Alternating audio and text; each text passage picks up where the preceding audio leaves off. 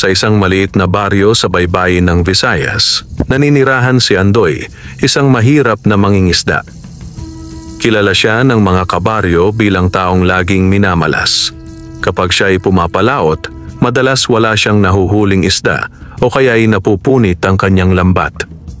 Madalas siyang kutyain ng ibang mangingisda na mas matagumpay at kahit sa pamilihan ay tinitingnan siyang mababa. Wala ka talagang mararating, Andoy. Ani Teryo, ang pinakamayamang mangingisda sa baryo, sabay tawa kasama ang kanyang mga kasamahan. Kung ako sa'yo, magtanim ka na lang ng kamote kaysa magsayang ng oras sa dagat. Hindi sumasagot si Andoy. Tahimik lamang niyang tinatanggap ang pangungutya. Ang totoo, sa kabila ng kanyang kahirapan, naniniwala pa rin siya na balang araw, babaligtad ang kanyang kapalaran. Ang tanging kasama niya sa buhay ay ang kanyang ina na si Aling Rosa na may sakit sa baga at madalas inuubo. Isang gabi, nang hindi siya dalawin ng antok, nagpasya siyang pumalaot. Ang buwan ay bilog at ang alon ay banayad na tila inaanyayahan siyang sumubok muli. Dinala niya ang kanyang maliit na bangka, ang sirang lambat at isang lumang lampara. Habang nasa laot, napansin niyang may kakaibang kislap sa malayo. Para bang isang liwanag na nagmumula sa ilalim ng dagat. Inakala niya noong unay isang malaking isda o posibleng kayamanang naiwang nakabaon sa kailaliman. Lumapit siya at nang siya'y sumilip, napamulagat siya sa kanyang nakita. Isang sirena, may mahabang buhok na kasing ningning ng pilak at mata na parang kumikislap na bituin. Ang kanyang buntot ay kumikislap ng bughaw at berde na tila hiyas. Ngunit higit sa lahat, sa kanyang mga palad ay may hawak siyang 3 perlas na kumikinang. Andoy! Isang tinig na malamig ngunit kaakit-akit ang lumabas sa bibig ng sirena. Alam ko ang iyong pagdurusa. Nakikita ko ang iyong pagsisikap at ang pangungutya ng iyong mga kababaryo. Ang mga perlas na ito ay magdadala sa iyo ng kapalaran. Hindi makapagsalita si Andoy. Manghang-mangha siya at halos hindi makapaniwala sa kanyang nakikita. Ito'y hindi lamang yaman. Dagdag ng sirena. Ang bawat perlas ay may kapangyarihan. Isa'y magbibigay sa iyo ng kasaganaan sa huli mong huli. Isa'y maghahatid ng proteksyon laban sa kasamaan. At ang huli magbubukas ng pintuan patungo sa isang mahiwagang isla na hindi matatagpuan ng karaniwang mata. Dahan-dahang iniabot ng sirena ang mga perlas. Nanginginig ang kamay ni Andoy nang tanggapin ang mga ito. Bakit ako? Bulong niya. Dahil ikaw ay may busilak na puso, sagot ng sirena bago siya tuluyang lumubog sa dagat at naglaho na parang bula. Naiwan si Andoy na nakatulala. Mahigpit na hawak ang 3 perlas na kumikislap sa kanyang palad. Sa kanyang isipan, alam niyang magbabago ang kanyang buhay mula sa gabing iyon. Ngunit hindi niya rin alam na ang 3 perlas ay magdadala rin sa kanya ng mga pagsubok na hindi pa niya naranasan kailanman. Kinabukasan, maagang nagising si Andoy. Ang mga alon ay banayad at ang hangin mula sa dagat ay malamig na tila may dalang panibagong pag-asa. Sa ilalim ng banig kung saan siya natulog ay nakatago ang 3 perlas na bigay ng sirena. Pinagmasdan niya ito sa liwanag ng araw at lalo pa siyang namangha. Kumikislap ito na para bang may sariling liwanag na hindi kumukupas. Anak, mahinang sambit ni Aling Rosa na nooy nakahiga pa rin. Ubos na ang lakas. Bakit ang aga mong nagising? Wala ka na namang dalang huli kagabi. Lumapit si Andoy sa kanyang ina at hinawakan ang kamay nito. Inay, may kakaibang nangyari kagabi. Binigyan ako ng sirena ng 3 perlas. Natawa si Aling Rosa kahit na may halong pag-aalala. Baka napagod ka lang at naghalusinasyon ka sa dagat. Pero kung totoo man iyan, huwag mong ipagsabi kung kani-kanino. Alam mo namang mapanibughuin at mapanghusga ang mga tao rito. Tumango si Andoy. Alam niyang may katotohanan ang payo ng ina.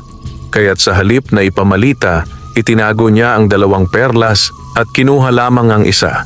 Ang unang perlas na, ayon sa sirena, magdadala ng kasaganaan sa kanyang huli. Nang pumalaot si Andoy kinahapunan, dama niya ang kakaibang tibok ng kanyang puso. Inilagay niya ang unang perlas sa maliit na supot na nakasabit sa kanyang dibdib. Sa bawat paghagis ng lambat, ramdam niya ang bigat na parang puno agad ng isda. Pag-ahon niya ng lambat, halos hindi siya makapaniwala. Puno ito ng malalaking isda, tilapia, danggit, bangus at iba't iba pa. Kung dati 3 o 4 na piraso lang ang kanyang nakukuha, ngayon ay halos mapuno ang kanyang bangka. Diyos ko, bulong niya, halos mangilid ang luha sa tuwa. Ito ba ang kapangyarihan ng perlas? Pagbalik niya sa pamilihan, namangha ang lahat. Si Andoy, na dati minamaliit, ngayon ay may dalang napakaraming isda na sariwa at malalaki. Andoy, saan mo nakuha lahat ng iyan? Tanong ng isang tindera. Baka ninakaw niya sa lambat ng iba. Dagdag ni Teryo na laging nangungutya. Ngunit pinatunayan ng mga isda na sariwa ito at galing sa dagat mismo. Mabilis na naubos ang lahat ng kanyang dala at sa unang pagkakataon, umuwi si Andoy na may malaking kita. Pagdating sa bahay, agad niyang binilhan ng gamot at masustansyang pagkain ng kanyang ina. Naglatag siya ng sariwang isda at prutas sa hapag. Naluha si Aling Rosa habang tinitingnan ang anak. Andoy, ngayon lang kita nakitang ngumiti ng ganyan, sabi ng matanda. Parang may nagbago sa'yo. May dahilan, inay, sagot ni Andoy habang pinapahid ang pawis sa noo. Pero gaya ng sabi mo, hindi ko ipagsasabi kahit kanino. Sa mga sumunod na araw, napansin ng mga kabaryo ang kakaibang kapalaran ni Andoy. Palaging marami ang kanyang huli at palaging sariwa. Kung dati nilalait siya, ngayon ay sinisikap ng ilan na makipagkaibigan sa kanya. Ngunit kasabay nito'y lumalaki rin ang inggit ng ilan, lalo na ni Teryo, na nagsimulang magduda at manmanan si Andoy. Hindi alam ni Andoy, ang unang perlas na nagbibigay ng kasaganaan ay hindi lamang nagdadala ng yaman, kundi umaakit din ng inggit at panganib mula sa mga taong hindi marunong makontento. At sa ilalim ng dagat, ang sirena ay muling sumilip mula sa kailaliman, pinagmamasdan ng bagong kapalaran ng binatang mangingisda. Mabilis na kumalat sa buong baryo ang balita tungkol sa biglang pag-asenso ni Andoy. Ang dating mangingisdang minamaliit, ngayon nakikita nilang palaging may dalang masaganang huli at laging nauubos sa pamilihan. Ang kanyang bangka ay hindi na ganoon kalumat kalunos-lunos sapagkat unti-unti niya itong naayos gamit ang kanyang kita. At higit sa lahat, ang kanyang ina na si Aling Rosa ay nagkakaroon na ng gamot at mas masustansyang pagkain. Ngunit kung may mga taong natuwa para kay Andoy, mas marami ang nakaramdam ng inggit. Hindi ako naniniwalang galing sa dagat lahat ng huli niya, sabi ng isang matandang lalaki habang bumibili ng isda. Ni minsan, wala naman siyang magandang huli noon. Paano siya biglang nagkaroon ng ganyan? Baka may anting-anting yan, sagot ng isa. O baka nakipagkasundo sa maligno o sirena. Napailing naman ang ibang nakikinig, pero halata ang kuryosidad at pag-aalinlangan. Si Teryo na siyang pinaka-naapektuhan dahil siya ang dati itinuturing na pinakamagaling na mangingisda ay lalo pang nagapoy sa galit at selos. Hindi ako papayag na lamangan ng isang pulubi at inutil, bulong niya sa kanyang mga kasama. May itinatago yang Andoy na yan at sisiguraduhin kong mabubunyag iyon. Sa mga sumunod na araw, sinadyang sundan ni Teryo si Andoy kapag ito'y pumapalaot. Pinagmamasdan niya kung paano naghahagis ng lambat si Andoy at laking pagtataka niya na tila wala namang kakaiba, maliban sa maliit na supot na laging nakasabit sa dibdib nito. Doon nakatago ang sikreto, bulong niya sa sarili na puno ng paghihinala. Hindi lamang si Teryo ang nagmamasid, may ilan ding kabaryo na lihim na nagtataka at nagsisimulang questionin kung paano biglang nagkaroon ng kasaganaan si Andoy. Ang iba na may umiiwas sa kanya, natatakot na baka nga may kakaibang nilalang ang tumutulong dito. Isang gabi, lumapit si Teryo sa bahay ni Andoy, kunwari kaibigan. May dala pa itong lambanog at tuyo. "Andoy pare, sama ka naman sa inuman. Matagal na tayong hindi nagkakasama." Ani Teryo, pilit na nagpapakumbaba. Ngunit hindi nagpauto si Andoy. "Pasensya na Teryo, maaga pa akong pupunta sa dagat bukas. May sakit pa si inay, kailangan ko siyang bantayan." Napangiwi si Teryo. Hindi niya nakuha ang nais, kaya't lalong tumindi ang kanyang pagnanais na malaman ang sikreto. Kinabukasan, kinausap muli ni Aling Rosa ang anak. "Andoy, pakiramdam ko'y may mga matang nagmamasid sa'yo. Ingatan mo ang mga perlas na yan, anak. Huwag mong ipapakita kahit kanino. Tandaan mo, ang inggit ay mas malakas pa sa gutom." Tumango si Andoy, bagamat hindi niya may kakaila na ramdam na niya ang malamig na tingin ng kanyang mga kababaryo. Ang mga pagbati noon ay napalitan ng bulungan at malisyosong tingin. Isang gabi, nagtipon si Teryo at ilang kapwa mangingisda. Sa ilalim ng anino ng punong balete, nagplano sila. "Hindi tayo papayag na si Andoy lang ang makinabang," wika ni Teryo. "Kung may anting-anting siya, kukunin natin. Kung maligno ang tumutulong sa kanya, sisiguraduhin nating mahuhubaran siya ng kapangyarihan." Sumangayon ang ilan, dala ng inggit at kasakiman. Ngunit ang hindi nila alam, sa kailaliman ng dagat ay nakikinig ang sirena at ramdam niya ang paparating na panganib kay Andoy. At si Andoy, bagamat wala pang ideya sa mga plano ng kanyang mga kabaryo, ay nagsisimula ng makaramdam ng bigat sa dibdib, tila ba may unos na paparating. Lumipas ang ilang araw at lalo pang lumakas ang bulungan laban kay Andoy. Kahit sa pamilihan, ramdam niya ang malamig na tingin ng mga tao. Kung dati masigla silang bumibili ng kanyang huli, ngayon ay may ilan nang nagdadalawang isip. Baka may sumpa ang isda niya, bulong ng isang babae. O baka galing sa masamang espiritu, dagdag ng isa. Hindi ito lingid kay Andoy, ngunit pinili niyang manahimik. Sa kanyang puso, alam niyang ang lahat ng ito'y bunga ng unang perlas. At gaya ng bilin ng kanyang ina, hindi niya ipapakita o ipapaliwanag ang lihim. Isang gabi, muli siyang pumalaot. Kumikinang ang buwan at banayad ang alon. Ngunit sa kalagitnaan ng kanyang paghahagis ng lambat, nakaramdam siya ng kakaibang kilabot. Parang may malamig na hangin na dumampi sa kanyang batok at ang dagat ay biglang dumilim. Mula sa ilalim ng tubig, may lumitaw na mga nilalang na hindi niya pa nakikita. Mga anino ng mga isdang may matutulis na ngipin, mahahabang buntot at pulang mga mata. Mga halimaw na tila galing sa bangungot. Agad nilang pinalibutan ang bangka ni Andoy, umiikot-ikot habang lumalakas ang hampas ng alon. Nang itapon niya ang lambat, biglang kinagat ng isa sa mga halimaw ang kanyang gilid, halos mapunit. "Diyos ko! Anong mga nilalang ito?" Sigaw ni Andoy, nanginginig sa takot. Habang kinakalampag ng mga halimaw ang kanyang bangka, naalala niya ang sinabi ng sirena, isa'y maghahatid ng proteksyon laban sa kasamaan. Agad niyang kinuha ang ikalawang perlas mula sa supot na nakatago sa dibdib niya. Pagkabuka ng kanyang palad, kumislap ito ng bughaw na liwanag, tila liwanag ng buwan na dumapo sa buong dagat. Nang tumama ang liwanag sa mga halimaw, nagsipag-urong ang mga ito na parang nasusunog.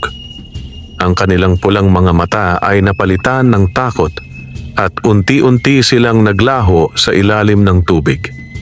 Ang alon na kanina'y nagwawala ay biglang tumahimik. Hingal na hingal si Andoy. Yakap-yakap ang perlas na tila ba ito lamang ang nagligtas sa kanya. Kung wala ito, baka nilamon na ako, bulong niya sa sarili. Nang makauwi siya, agad niyang ikinuwento kay Aling Rosa ang nangyari. Anak, wika ng kanyang ina. Ang ikalawang perlas ay hindi lamang proteksyon laban sa mga nilalang ng dagat. Proteksyon din iyan laban sa kasamaan ng tao. Tandaan mo, hindi lahat ng kaaway ay nakikita ng mata. Ang ilan, nakatago sa anyo ng iyong kapwa. Samantala, si Teryo at ang kanyang mga kasamahan ay lalong nagnginggit-ngit. Isang gabi, habang nag-iinuman, nagsalita siya.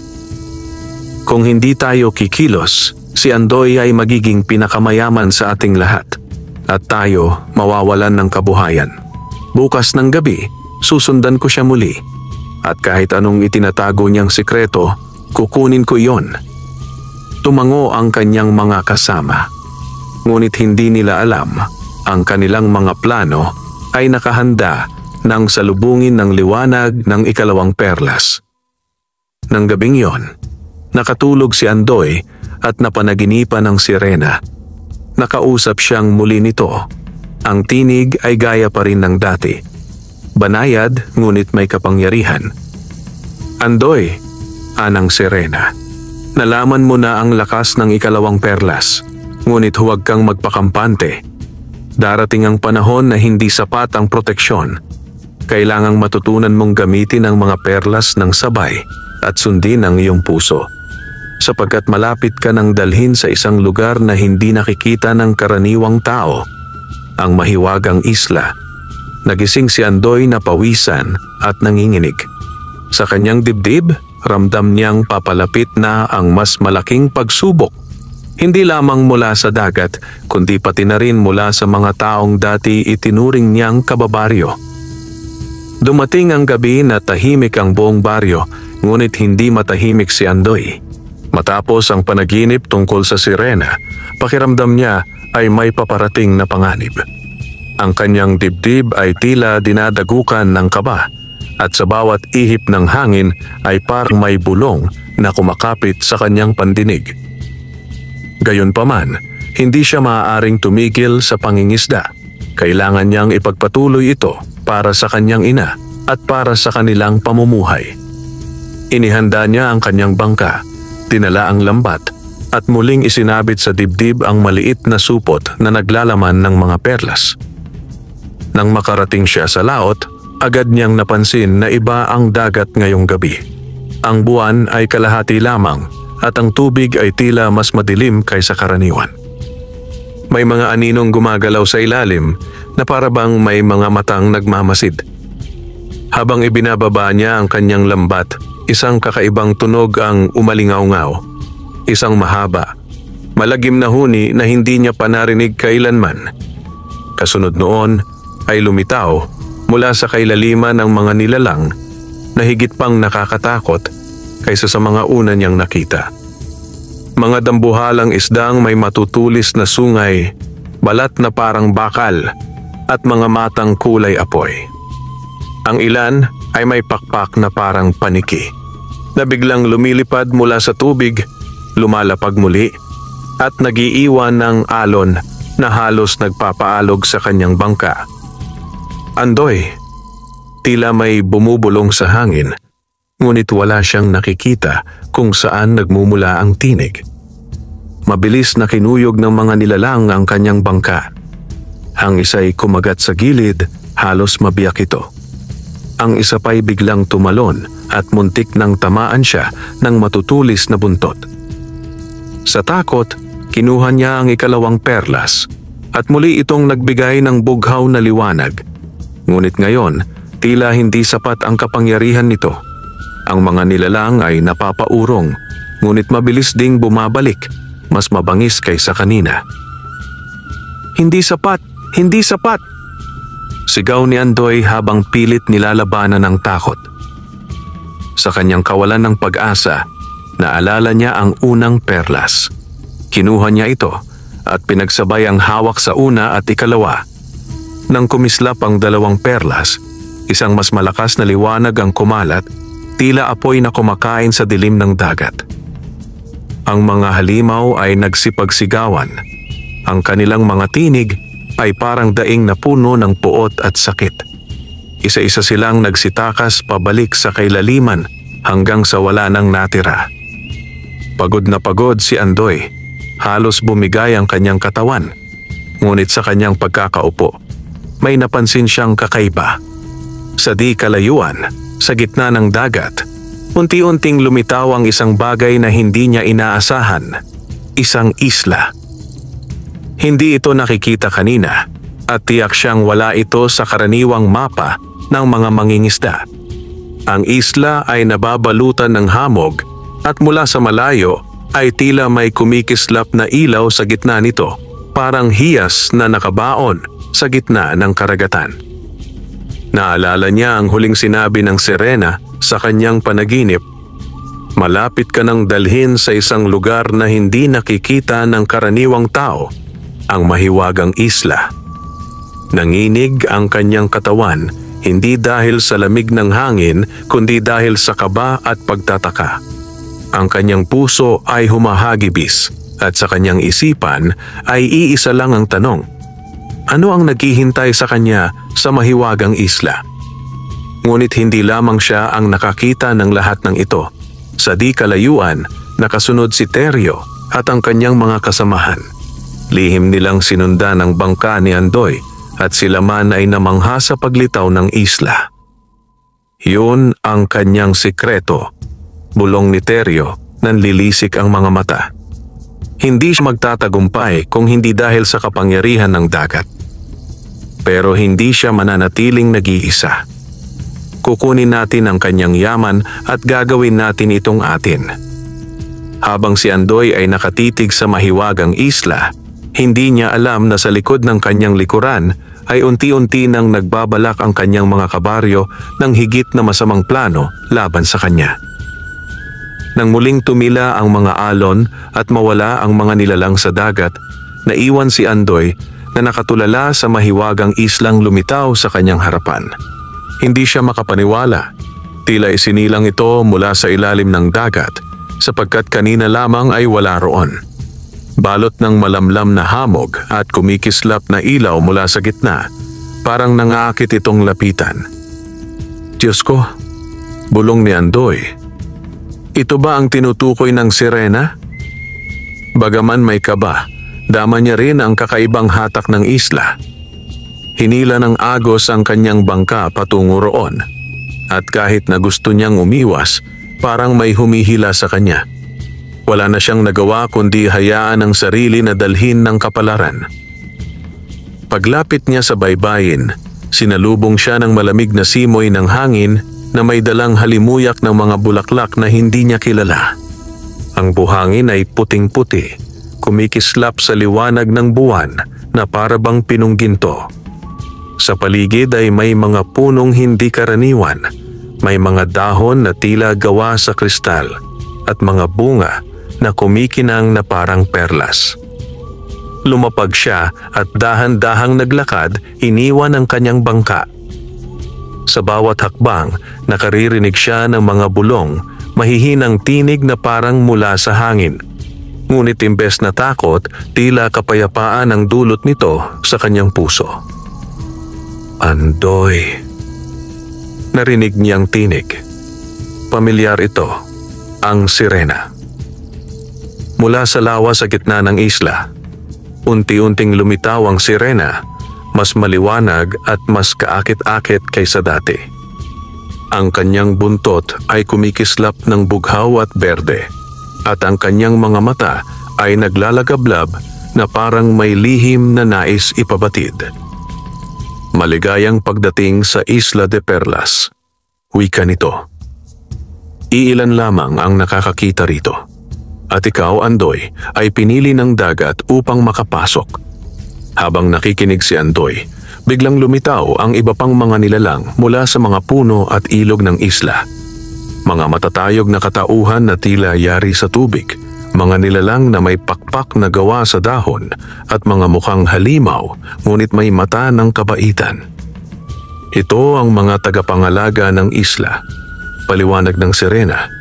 Sila ang nagpoprotekta sa mga perlas na nagmumula sa dagat.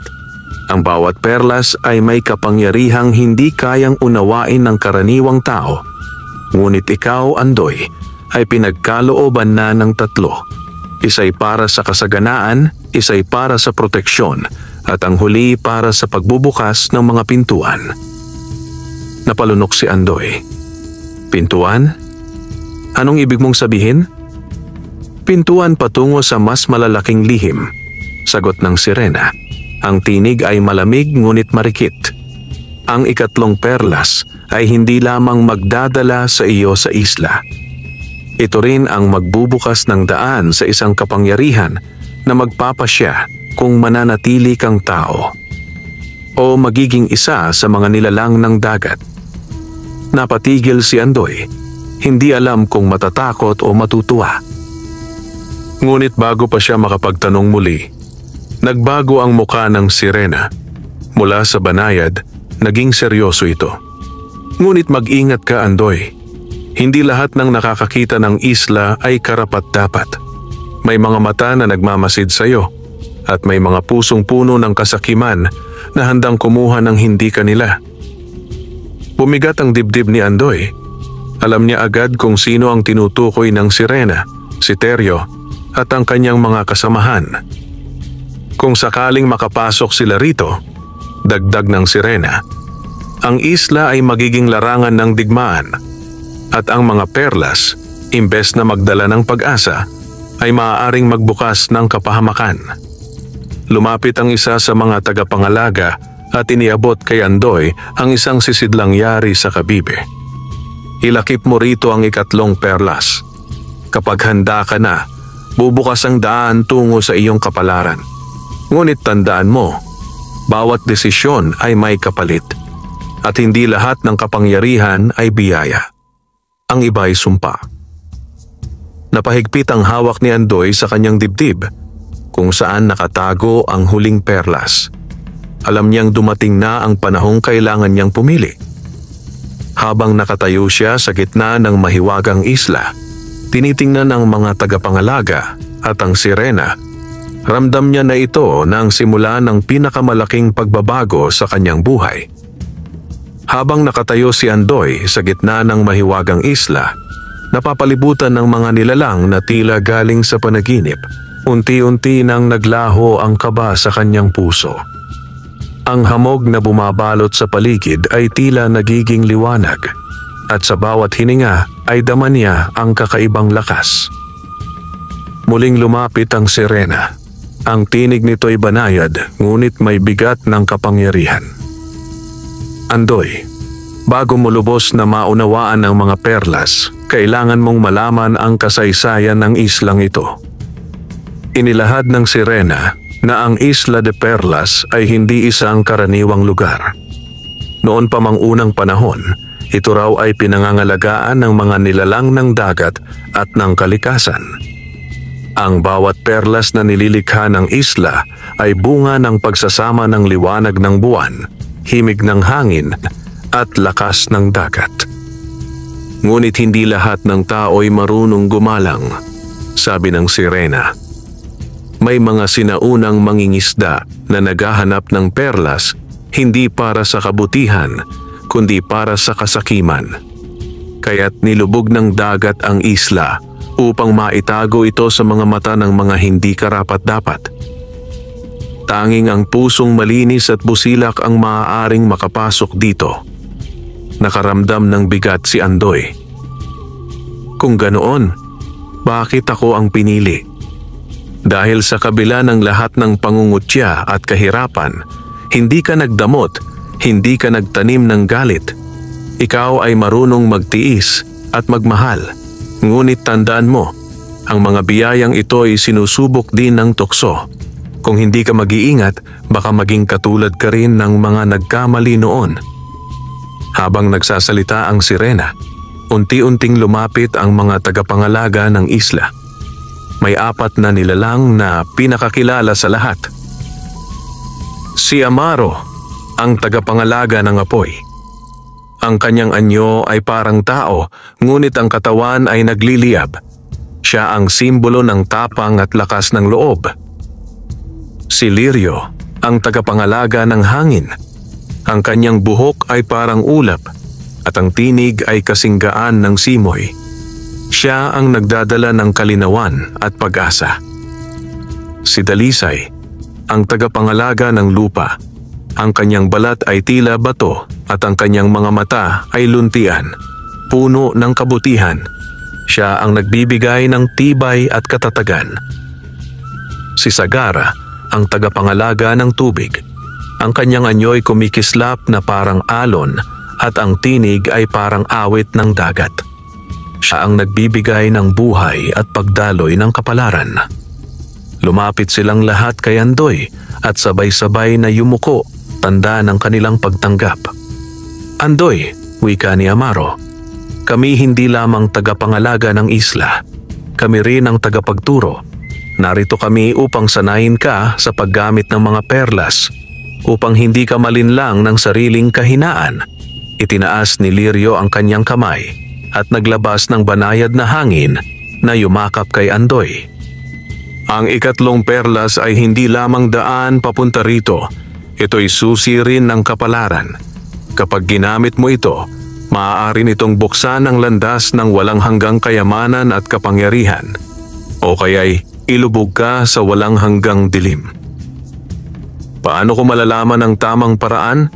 Tanong ni Andoy, halos nanginginig ang tinig. Sumagot si Sagara, naroon ang pagsubok. Ang perlas ay nagiging anino ng puso ng may hawak nito.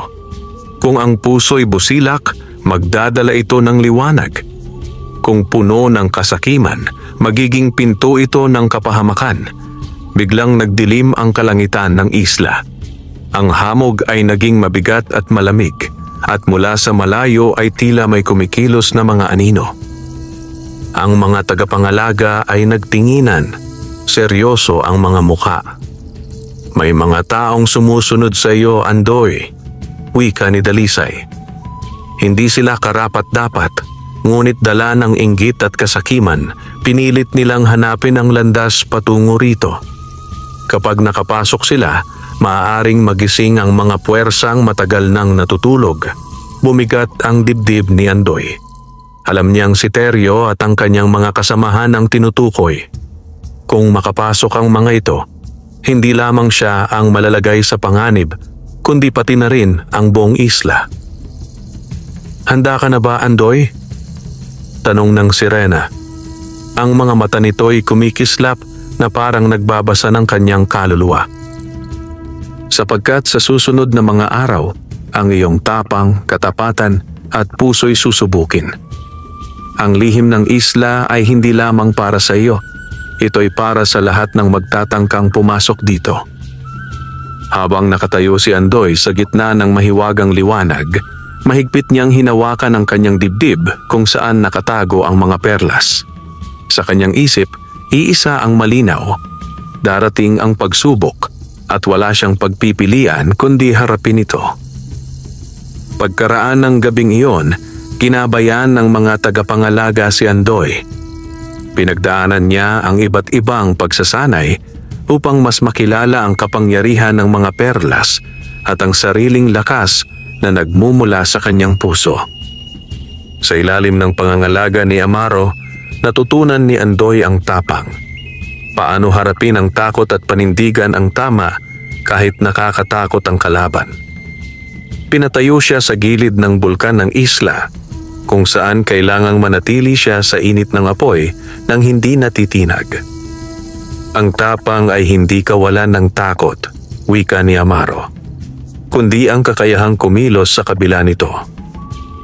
Kay Lirio, natutunan niya ang kapangyarihan ng isip at pananampalataya. Pinapikit siya nito sa gitna ng matinding bagyo at sa pamamagitan ng hangin, kailangan niyang ituon ang kanyang damdamin upang maging payapa ang kanyang isipan. Ang isip na malinaw, ani Lirio, ay mas matalim kaysa espada. Si Dalisay naman ang nagturo ng tibay at pagkapit sa lupa. Pinadala siya sa kagubatan ng isla upang harapin ang mabibigat na bato at mga halimaw na yari sa putik. Doon natutunan ni Andoy na ang tunay na lakas ay hindi sa katawan lamang kundi sa kakayahang bumangon sa bawat pagbagsak. At si Sagara, ang tagapangalaga ng tubig, ay nagturo sa kanya ng balanse at pagdaloy. Huwag kang labang umaayon lamang sa agos at huwag ka ring laging laban dito. Wika nito habang tinuturuan siyang lumangoy sa malalakas na alon. Matutong maglakbay ng may balanse sapagkat doon mo mahahanap ang iyong kapalaran. Sa bawat araw na lumilipas, nagbabago si Andoy.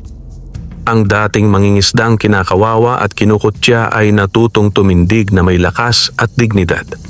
Unti-unti ring napagtanto ng mga tagapangalaga na hindi siya ordinaryong tao. May likas na kabutihan sa kanyang puso na mas pinapalakas ng mga perlas. Ngunit kasabay ng kanyang paglakas ay dumarami rin ang mga panaginip na kanyang natatanggap mula sa sirena. Sa mga panaginip na iyon, nakikita niya si Teryo at ang mga kasamahan nitong pilit na hinahanap ang daan patungo sa isla, dala ng inggit at kasakiman. Dumating ang gabi na nagtipon ang mga tagapangalaga at ang sirena sa harapan ni Andoy. Ang buwan ay bilog at ang buong isla ay tila nagliliwanag.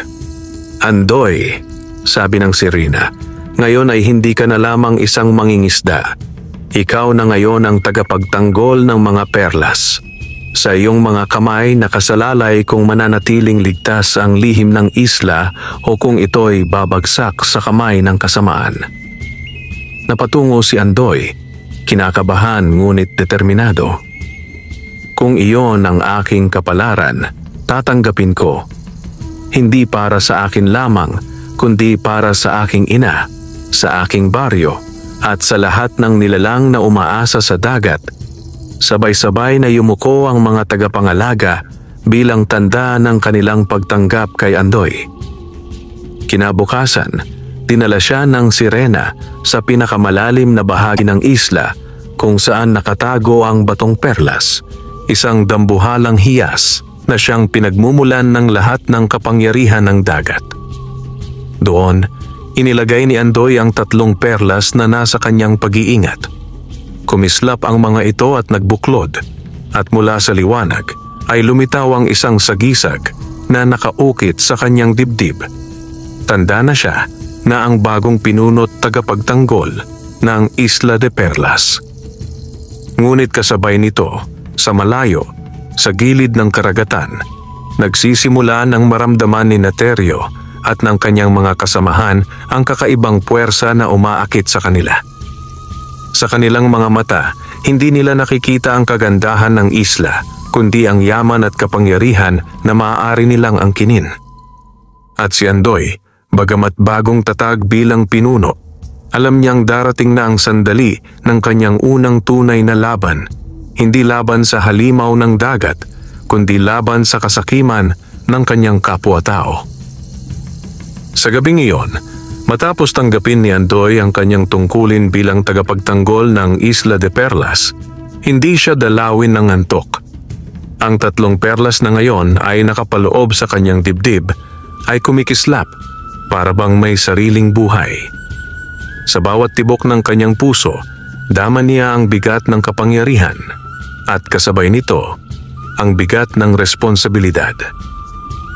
Samantala, sa kabilang panig ng dagat, nakarating si Teryo at ang kanyang mga kasamahan sa hangganan ng mahiwagang isla. Ang kanilang mga mata ay nanlilisik sa pagnanasa nang makita ang kumikislap na liwanag mula sa kalagitnaan. Hindi ako nagkamali, sabi ni Teryo nakangisi. Ito ang dahilan ng pag-asenso ni Andoy at ngayon atin na ito. Gamit ang kanilang mga bangka, pilit nilang pinasok ang mga alon na humaharang. Ngunit sa bawat paglapit nila, biglang sumulpot ang mga halimaw na tagapagtanggol ng dagat, mga dambuhalang isda, higanting alimango at mga nilalang na yari sa tubig. Labanan ninyo sila, sigaw ni Teryo. At dahil sa kanilang kasakiman, hindi sila umatras. Ngunit ang hindi nila alam, ang kanilang pagtulak sa sarili papunta sa isla ay siya ring paggising sa pinakamatinding puwersa ng dagat. Ang halimaw ng kailaliman, isang nilalang na matagal nang ikinulong ng mga tagapangalaga sa ilalim ng batong perlas. Naramdaman agad ni Andoy ang kaguluhan. Gumulong ang lupa ng isla at ang dagat ay umalon na tila nagagalit. Lumapit ang sirena, ang mga matay puno ng pag-aalala. Andoy, dumating na ang oras. Ang huling perlas ay hindi lamang susi. Ito ang panlaban sa halimaw ng kailaliman. Ngunit tandaan mo, kung gagamitin mo ito ng may kasakiman, ikaw mismo ang magiging halimaw. Lumapit ang mga tagapangalaga, handang tumulong. Ngunit sila'y nagbabala rin. Hindi kami ang makakatapos ng laban. Ikaw lamang ang may kapangyarihan ngayon. Ikaw ang dapat pumili. Ililigtas mo ba ang isla at ang iyong mga kababaryo kahit na sila'y nagplano laban sa iyo? Napatigil si Andoy. Sa kanyang puso, dama niya ang galit kay Teryo at sa lahat ng kanyang pinagdaanan, ang mga pangungutya, ang panlilibak, ang kasakiman. Ngunit naalala rin niya ang kanyang ina at ang mga payo nito. Anak, ang galit ay hindi kailanman nagdudulot ng kabutihan. Mula sa kailaliman ng dagat, umangat ang halimaw ng kailaliman. Napakalaki nito. May mga galamay na mas mahaba pa sa punong kahoy at mga matang pulang-pula na kumikislap sa dilim.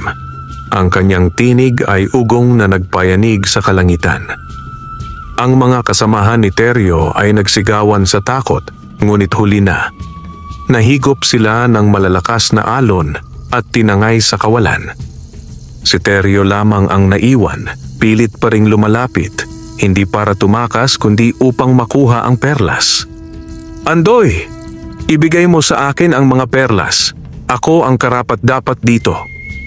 Sigaw niya mula sa kanyang bangka, habang ang halimaw ay papalapit na rin sa kanya. Humigpit ang hawak ni Andoy sa kanyang dibdib. Ang ikatlong perlas ay kumikislap, tila hinihintay ang kanyang desisyon. Kung nanaisin niya, maaari niyang gamitin ang kapangyarihan upang lipulin si Teryo at ang halimaw. Ngunit alam niyang kapag pinairal niya ang galit, magiging kasangkapan siya ng kadiliman. Pumikit siya at nagdasal. Hindi ako pipili ng kasamaan. Hindi ako magiging tulad ng mga nauna na nasira ng kasakiman. Nang muli niyang idilat ang kanyang mga mata, ang ikatlong perlas ay nagliwanag ng matinding puti. Kumalat ito sa buong dagat at umabot sa kalangitan. Ang halimaw ng kailaliman ay nagsisigaw, napaso ng liwanag at unti-unting naglaho hanggang sa bumalik sa kailaliman kung saan ito ikinulong. Si Teryo naman, naabutan ng liwanag, ay napaigtad. Hindi siya nasunog, ngunit ang kanyang mga mata ay napuno ng luha. Ang kasakiman sa kanyang puso ay nabunyag at parang nawala ang kanyang lakas. Tuluyan siyang natumba sa kanyang bangka, halos walang malay, tinangay ng alon pabalik sa pampang ng baryo. Samantala si Andoy ay nakaluhod sa dalampasigan ng isla. Hawak ang tatlong perlas na ngayoy nagbuklod at naging iisang malaking hiyas. Ang kanyang katawan ay napagod, ngunit ang kanyang puso ay magaan sapagkat napili niyang lumaban ng may kabutihan. Madaling araw na nang magising si Andoy sa dalampasigan ng mahiwagang isla. Ang tatlong perlas na minsang magkakahiwalay ay nagbuklod at naging isang dambuhalang hiyas. Kumikislap sa kulay bughaw at puti. Nang hawakan niya ito, tila dumaloy sa kanyang katawan ang init ng pag-asa at katahimikan. Lumapit ang sirena, nakangiti, ngunit may lungkot sa mga mata. Natupad mo ang dakilang pagsubok, Andoy. Pinili mong talunin ang galit at kasakiman at sa iyong kabutihan na iligtas mo ang isla. Ngunit tandaan mo, ang tunay na kapangyarihan ay hindi sa paghawak ng perlas, kundi sa paggamit nito para sa kabutihan. Muling nagsilapit ang mga tagapangalaga. Yumuko sila sa kanya, Tanda ng kanilang pagtanggap na si Andoy ay naging ganap na tagapagtanggol ng Isla de Perlas. At ngayon, dagdag ng sirena. Oras nang bumalik ka sa iyong bayan. Hindi mo na kailangang manatili rito, ngunit dadalhin mo ang alaala at kapangyarihan ng isla. Ikaw ang magiging liwanag ng iyong baryo. Pagmulat ng kanyang mata, biglang naglaho ang isla sa kanyang paningin. Nasa kanyang lumang bangka na siya at ang paligid ay pamilyar na dagat ng kanyang baryo. Sa kanyang dibdib ay nakaukit pa rin ang sagisag ng mga perlas at nasa kanyang palad ang isang maliit na kapirasong hiyas, alaala ng mahiwagang karanasan. Pagdating niya sa dalampasigan, sinalubong siya ng mga kabaryo.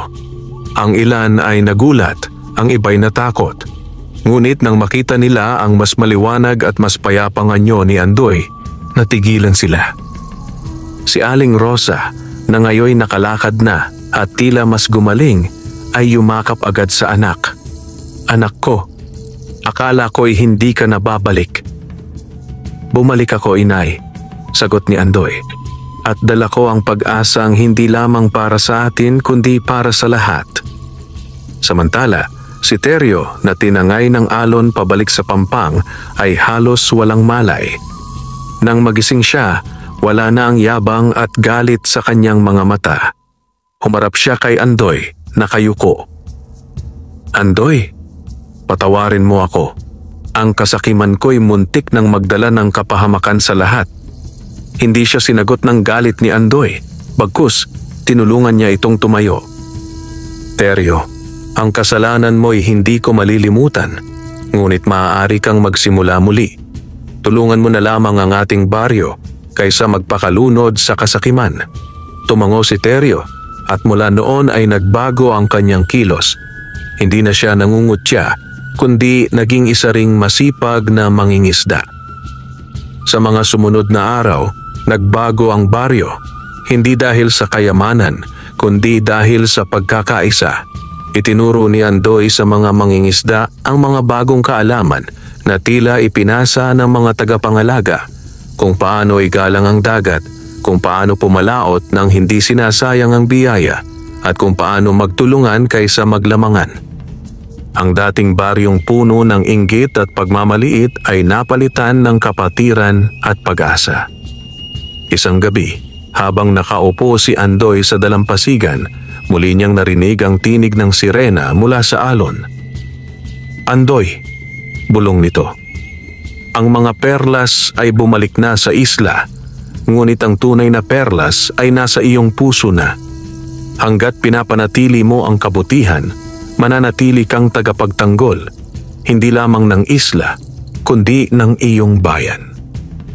Napangiti si Andoy, sabay tanaw sa bituin. Sa kanyang isipan, alam niyang ang kanyang buhay bilang isang minamaliit na mangingisda ay tuluyang nagbago. Mula noon si Andoy ay hindi na lamang tinawag na mangingisda, kundi tagapagtanggol ng dagat. Sa kanyang pamumuno at kabutihan, lumago ang baryo at ang kanilang dagat ay naging sagana at payapa. At sa bawat gabing lumulubog ang araw, makikita siya sa dalampasigan, hawak ang maliit na hiyas na naiwan mula sa 3 perlas na nagpapaalala ng mahiwagang isla at ng dakilang pagsubok na kanyang nalampasan. Lumipas ang maraming taon. Si Andoy, na minsang kinukutya at minamaliit, ay naging haligi ng kanilang baryo. Ang kanyang pangalan ay naging alamat, hindi lamang sa kanilang lugar kundi sa mga karatig bayan. Ang mga batay lumaki na naririnig ang kwento ng 3 perlas ng sirena at ng mahiwagang isla na hindi nakikita ng karaniwang mata. Ngunit sa bawat pagsasalaysay, hindi ang kapangyarihan ng mga perlas ang binibigyang diin ni Andoy, kundi ang aral na iniwan nito. Ang tunay na kayamanan, wika niya sa mga kabataan, ay hindi ginto o hiyas. Ito'y ang kabutihang dala mo sa iyong puso, ang tapang na bumangon sa kabila ng hirap, at ang pag-ibig na handang magpatawad kahit sa nagkamali. Si Aling Rosa, na ngayoy mas malusog at mas masaya, ay palaging nakaupo sa tabi ng kanyang anak tuwing sumasapit ang dapit hapon. Minsan ay tinanong niya si Andoy, "Anak, kung sakali mang bumalik ang sirena at hingin muli ang iyong serbisyo, sasama ka ba?" Ngumiti si Andoy, sabay tanaw sa dagat na tila walang hanggan. "Kung tatawagin muli ako, hindi ako magdadalawang isip. Ngunit alam kong ang aking misyon ay hindi lamang sa mahiwagang isla, kundi rito mismo, sa ating baryo, sa ating mga tao. Sapagkat dito nagsisimula ang tunay na pagbabago. Sa bawat paglubog ng araw, may kakaibang ningning sa dagat na tila paalala mula sa Isla de Perlas. At bagamat hindi na muling nakita ni Andoy ang sirena, dama niya ang kanyang presensya. Parang binabantayan pa rin siya, handang sumaklolo kung muling manganganib ang balanse ng tao at kalikasan. Minsan, kapag ang mga mangingisda ay napapadpad malapit sa kalagitnaan ng dagat, nakakakita sila ng hamog na tila bumabalot sa isang isla. Ngunit paglapit nila, naglalaho ito na parang bula, at ang mga matatanda ay nagsasabi, "Iyan ang Isla de Perlas, at tanging ang may pusong dalisay ang makakapasok doon."